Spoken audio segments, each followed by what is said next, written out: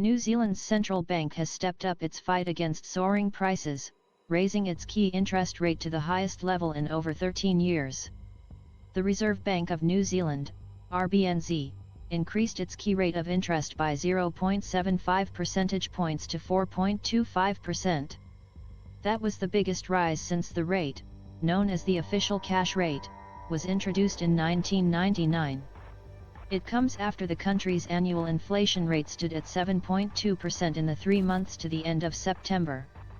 Like much of the rest of the world, New Zealand has seen the cost of living rise sharply as the global economy emerges from the pandemic, and the war in Ukraine has pushed up the cost of fuel and food.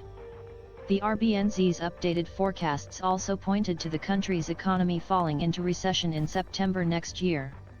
A recession is usually defined as when an economy shrinks for 2 3-month periods, or quarters, in a row. Because the New Zealand economy is starting from a position of very high inflation and acute labour shortages, an economic contraction is likely, the RBNZ said in a statement. Trying to avoid an economic contraction by limiting any interest rate increases in the near term would likely lead to a longer period of high inflation. In turn, this would likely result in higher interest rates and a larger contraction eventually being required to bring inflation and employment back to a more sustainable path, it added. Economists at the bank ends welcomed the move. Hope is not a strategy. The RBNZ Monetary Policy Committee gets that, and deserves a pat on the back for facing the challenges head-on.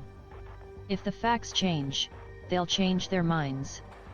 But right now, the fact is that high inflation is looking increasingly entrenched, and dithering would only make the problem worse, ANZ research said in a note to investors.